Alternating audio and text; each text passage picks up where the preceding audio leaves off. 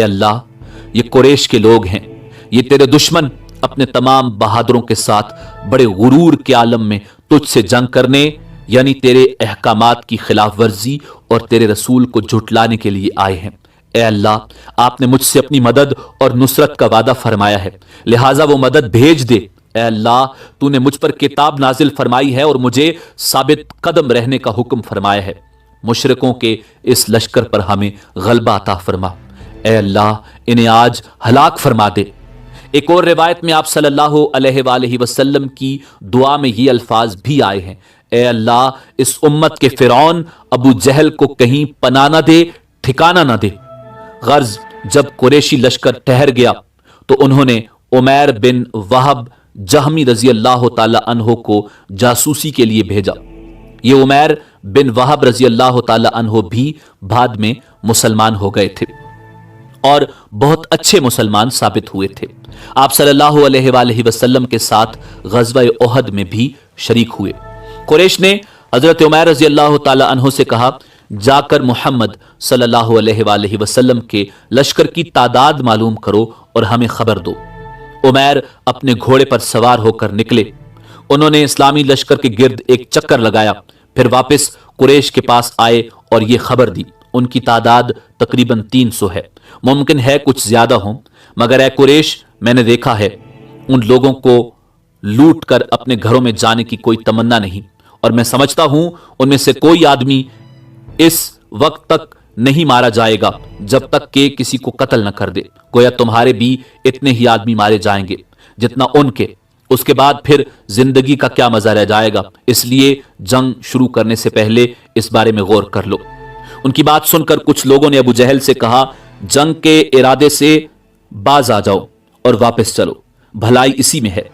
واپس چلنے کا مشورہ دینے والوں میں حکیم بن حزام رضی اللہ تعالی عنہ بھی تھے۔ ابو جہل نے ان کی بات نہ مانی، جنگ پر ٹل گیا اور جو لوگ واپس چلنے کا کہہ رہے تھے انہیں بزدلی کا تانا دیا، اس طرح جنگ ٹل نہ سکی۔ ابھی جنگ شروع نہیں ہوئی تھی کہ اسود مخزومی نے قریش کے سامنے اعلان کیا میں اللہ کے سامنے عہد کرتا ہوں کہ یا تو مسلمانوں کے بنائے ہوئے حوض سے پانی پیوں گا یا اس کو توڑ دوں گا یا پھر اس کوشش میں جان دے دوں گا۔ پھر یہ اسود میدان میں نکلا، حضرت حمزہ رضی اللہ تعالی عنہ اس کے مقابلے میں آئے۔ حضرت حمزہ رضی اللہ تعالی عنہ نے اس پر تلوار کا وار کیا، اس کی پنڈلی کٹ گئی۔ اس وقت یہ حوض کے قریب تھا، ٹانگ کٹ جانے کے بعد یہ زمین پر گرا، خون تیزی سے بہ رہا تھا۔ اس حالت میں یہ حوض کی طرف سرکا اور حوض سے پانی پینے لگا۔ حضرت حمزہ رضی اللہ تعالی عنہ فوراً اس کی طرف لپکے اور دوسرا وار کر کے اس کا کام تمام کر دیا۔ اس کے بعد قریش کے کچھ اور لوگ حوض کی طرف بڑھے، ان میں حضرت حکیم بن حزام بھی تھے۔ حضور نبی کریم صلی اللہ علیہ وآلہ وسلم نے انہیں آتے دیکھ کر فرمایا انہیں آنے دو، آج کے دن ان میں سے جو بھی حوض سے پانی پی لے گا وہ یہیں کفر کی حالت میں قتل ہوگا۔ حضرت حکیم بن حزام نے پانی نہیں پیا، یہ قتل ہونے سے بچ گئے اور بعد میں اسلام لائے، بہت اچھے مسلمان ثابت ہوئے۔ اب سب سے پہلے عتبہ، اس کا بھائی شیبہ اور بیٹا ولید میدان میں آگے نکلے اور للکارے ہم سے مقابلے کے لیے کون آتا ہے؟ اس للکار پر مسلمانوں میں سے 3 انصاری نوجوان نکلے، یہ تینوں بھائی تھے، ان کے نام معوذ، معاذ اور عوف رضی اللہ تعالی عنہم تھے، ان کے والد کا نام عفرہ تھا۔ ان تینوں نوجوانوں کو دیکھ کر عتبہ نے پوچھا تم کون ہو؟ انہوں نے جواب دیا ہم انصاری ہیں۔ اس پر عتبہ نے کہا تم ہمارے برابر کے نہیں، ہمارے مقابلے میں مہاجرین میں سے کسی کو بھیجو، ہم اپنی قوم کے آدمیوں سے مقابلہ کریں گے۔ اس پر نبی کریم صلی اللہ علیہ وآلہ وسلم نے انہیں واپس آنے کا حکم فرمایا۔ یہ تینوں اپنی صفوں میں واپس آ گئے۔ آپ صلی اللہ علیہ وآلہ وسلم نے ان کی تعریف فرمائی اور انہیں شاباش دی۔ اب حضور نبی اکرم صلی اللہ علیہ وآلہ وسلم نے حکم فرمایا اے عبیدہ ابن حارث اٹھو، اے حمزہ اٹھو، اے علی اٹھو۔ یہ تینوں فوراً اپنی صفوں میں سے نکل کر ان تینوں کے سامنے پہنچ گئے۔ ان میں عبیدہ بن حارث رضی اللہ تعالی عنہ زیادہ عمر کے تھے، بوڑھے تھے، ان کا مقابلہ عتبہ بن ربیعہ سے ہوا۔ حضرت حمزہ رضی اللہ تعالی عنہ کا مقابلہ شیبہ سے ہوا اور شیر خدا علی المرتضی رضی اللہ تعالی عنہ کا مقابلہ ولید سے ہوا۔ حضرت حمزہ نے شیبہ کو وار کرنے کا موقع نہ دیا اور ایک ہی وار میں اس کا کام تمام کر دیا۔ اسی طرح علی المرتضی رضی اللہ تعالی عنہ نے ایک ہی وار میں ولید کا کام تمام کر دیا۔ البتہ حضرت عبیدہ ابن حارث رضی اللہ تعالی عنہ اور عتبہ کے درمیان تلواروں کے وار شروع ہو گئے۔ دونوں کے درمیان کچھ دیر تک تلواروں کے وار ہوتے رہے، یہاں تک کہ دونوں زخمی ہو گئے۔ اس وقت تک حضرت امیر حمزہ رضی اللہ تعالی عنہ اور شیر خدا علی المرتضی کرم اللہ وجہ الکریم اپنے اپنے دشمن کا صفایا کر چکے تھے، لہٰذا وہ دونوں ان کی طرف بڑھے اور عتبہ کو ختم کر دیا۔ پھر زخمی حضرت عبیدہ بن حارث رضی اللہ تعالی عنہ کو اٹھا کر لشکر میں لے آئے، انہیں آپ صلی اللہ علیہ وآلہ وسلم کے پاس لٹا دیا گیا۔ انہوں نے پوچھا، اے اللہ کے رسول، کیا میں شہید نہیں ہوں؟ آپ صلی اللہ علیہ وآلہ وسلم نے ارشاد فرمایا، میں گواہی دیتا ہوں کہ تم شہید ہو۔ اس کے بعد حضرت عبیدہ بن حارث رضی اللہ تعالی عنہ نے جام شہادت نوش فرمایا۔ حضور نبی کریم صلی اللہ علیہ وآلہ وسلم جب غزوہ بدر سے واپس آ رہے تھے تو روایات کے مطابق اس وقت حضرت عبیدہ بن حارث زخموں کی تاب نہ لاتے ہوئے شہید ہو گئے۔ میدان بدر میں امام الانبیاء جناب محمد الرسول اللہ صلی اللہ علیہ وآلہ وسلم نے صفوں کو سیدھا کیا اور فرمایا، جب دشمن قریب آ جائے تو انہیں تیروں سے پیچھے ہٹانا اور اپنے تیر اس وقت تک نہ چلانا جب تک دشمن نزدیک نہ آ جائے، کیونکہ زیادہ فاصلے سے تیر اندازی اکثر بیکار ثابت ہوتی ہے۔ اسی طرح تلواریں بھی اس وقت تک نہ چلانا جب تک کہ دشمن بالکل قریب نہ آ جائے۔ اس کے بعد حضور نبی اکرم صلی اللہ علیہ وآلہ وسلم نے صحابہ کرام رضوان اللہ تعالی علیہم اجمعین کو یہ خطبہ ارشاد فرمایا، مصیبت کے وقت صبر کرنے سے اللہ تعالیٰ پریشانیاں دور فرماتا ہے اور غموں سے نجات عطا فرماتا ہے۔ پھر آپ صلی اللہ علیہ وآلہ وسلم اپنے سائبان میں تشریف لے گئے۔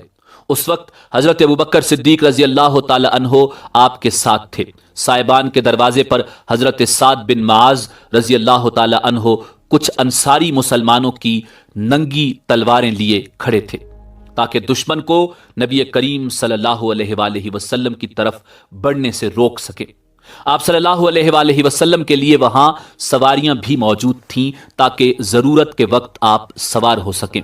مسلمانوں میں سب سے پہلے مہجہ رضی اللہ تعالی عنہ آگے بڑھے۔ یہ حضرت عمر رضی اللہ تعالی عنہ کے غلام تھے۔ عامر بن حضرمی نے انہیں تیر مار کر شہید کر دیا۔ ادھر نبی کریم صلی اللہ علیہ وآلہ وسلم اپنے سائبان میں اللہ تعالیٰ کے حضور سجدے میں گرے اور یوں دعا کی، اے اللہ، اگر آج مومنوں کی جماعت ہلاک ہو گئی تو پھر تیری عبادت کرنے والا کوئی نہیں رہے گا۔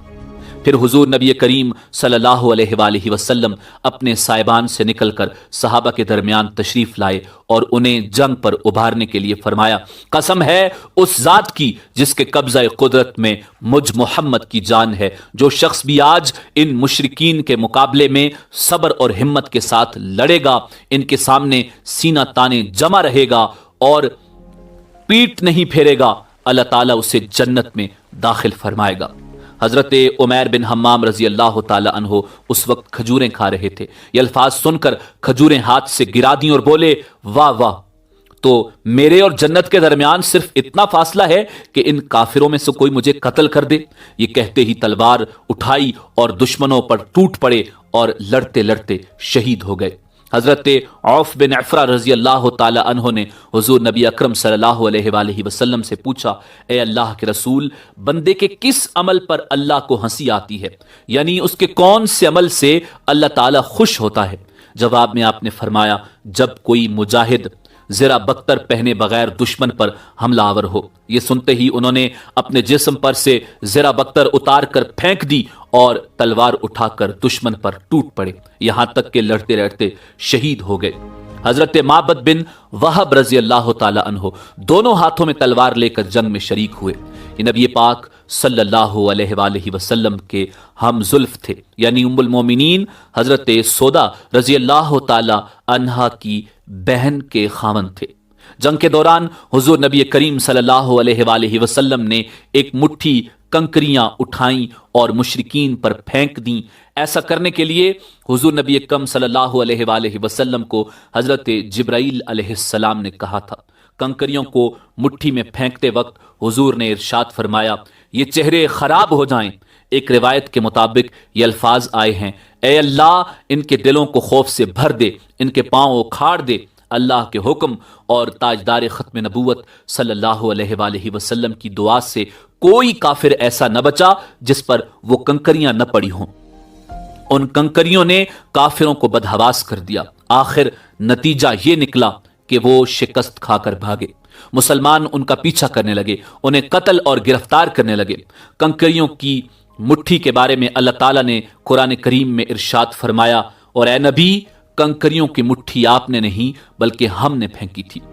हुजूर नबी करीम सल्लल्लाहु अलैहि वसल्लम ने काफिरों के शिकस्त खा जाने के बाद ऐलान फरमाया, मुसलमानों में से जिसने जिस काफिर को मारा है उसका सामान उसी मुसलमान का है, और जिस मुसलमान ने जिस काफिर को गिरफ्तार किया है वो उसी मुसलमान का कैदी है। वो काफिर जो भाग कर न जा सके उन्हें गिरफ्तार कर लिया गया।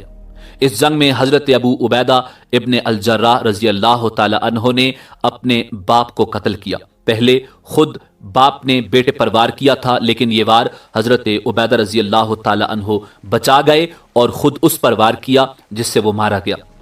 इस पर अल्लाह ताला ने ये आयत नाजिल फरमाई, जो लोग अल्लाह पर और क़यामत के दिन पर पूरा पूरा ईमान रखते हैं, आप उन्हें न देखेंगे कि ऐसे शख्सों से दोस्ती रखते हैं जो अल्लाह और रसूल के खिलाफ हैं, अगरचे वो उनके बेटे या भाई या खानदान में से क्यों ना हो। हजरत अब्दुर्रहमान बिन औफ रजी अल्लाह ताला अन्हो के हाथ में कई ज़िरें थीं। ये माल गनीमत मैदान जंग से मिला था, लेकिन जो ही उन्हें उमैया और उसका बेटा नजर आया उन्होंने ज़िरें गिरा दी और उन दोनों को पकड़ लिया। इस तरह ये दोनों अब उनके कैदी बन गए। ये उन्हें लेकर जा रहे थे कि हजरत बिलाल हबशी रजी अल्लाह ताला अन्हो ने उन्हें देख लिया और पुकारने लगे, ये रहा उमैया बिन खल्फ। हजरत बिलाल रजी अल्लाह ताला अन्हो के अल्फाज सुनते ही हजरत अब्दुर्रहमान बिन औफ ने कहा, बिलाल ये दोनों अब मेरे कैदी हैं। हजरत बिलाल ने फिर वही अल्फाज कहे, अगर आज उमैया बच गया तो समझो मैं नहीं बचा। साथ ही हजरत बिलाल ने लोगों को पुकारा, ए अंसारियों, ए अल्लाह के मददगारों, ये काफिरों का सरदार उमैया बिन खल्फ है, अगर ये बच गया तो समझो मैं नहीं बचा। ये सुनकर अंसारी उनकी तरफ दौड़ पड़े। उन्होंने चारों तरफ से उन्हें घेर लिया। हजरत बिलाल ने तलवार खींच ली और उस पर वार किया। हजरत अब्दुर्रहमान बिन औफ ने उमैया को बचाने के लिए उसके बेटे को आगे कर दिया। उमैया जाहिलियत के जमाने में उनका दोस्त था। उसी दोस्ती के नाते हजरत अब्दुर्रहमान बिन औफ रजी अल्लाह ताला अन्हो उसे कत्ल होने से बचाना चाहते थे, मगर हजरत बिलाल पर उसके कत्ल की धुन पूरी तरह सवार थी। हजरत बिलाल की तलवार उमैया के बेटे को लगी, वो जमीन पर गिरा। उसे गिरता देखकर उमैया भयानक अंदाज में चीखा। ये चीख हद दर्जे खौफनाक और होलनाक थी। साथ ही तलवारें बुलंद हुईं और उमैया के जिस्म में उतर गईं। ऐसे में हुजूर नबी अकरम सल्लल्लाहु अलैहि वसल्लम ने दरियाफ्त फरमाया, किसी को नौफल बिन खुवैलद का पता है? जवाब में हजरत अली करमल्लाहु वजहुल करीम ने अर्ज किया, अल्लाह के रसूल, उसे मैंने कत्ल कर दिया। यह सुनकर आपने इरशाद फरमाया, अल्लाह अकबर, अल्लाह का शुक्र है जिसने उस शख्स के बारे में मेरी दुआ कबूल की। आप सल्लल्लाहु अलैहि वसल्लम ने फरमाया कि मुशरिकीन की लाशों को इन जगहों से उठा लाया जाए जहां जहां उनके कत्ल होने की निशानदेही की थी।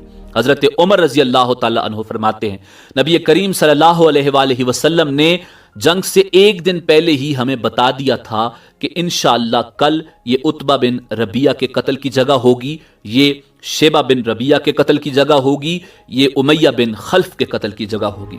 आपने अपने दस्ते मुबारक से उन जगहों की निशानदेही फरमाई थी। अब जब लाशें जमा करने का हुक्म मिला तो सहाबा किराम लाशों की तलाश में निकले तो काफिरों की लाशें बिल्कुल उन्हीं जगहों पर पड़ी मिली। हुजूर नबी अकरम सल्लल्लाहु अलैहि वसल्लम ने उन तमाम लाशों को एक गड्ढे में डालने का हुक्म फरमाया।